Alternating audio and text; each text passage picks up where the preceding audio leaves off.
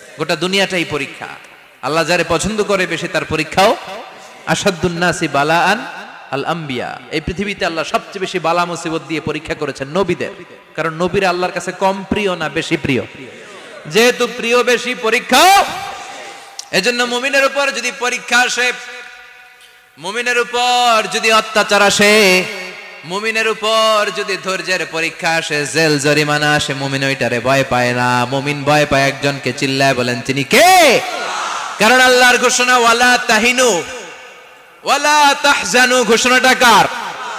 ভয় নাই, তোদের চিন্তা নাই। আনতুমুল আ'লাউনা ইন কুনতুম মুমিনিন। তোমরাই বিজয়ী হবা যদি মুমিন হও, যদি মুমিন হও।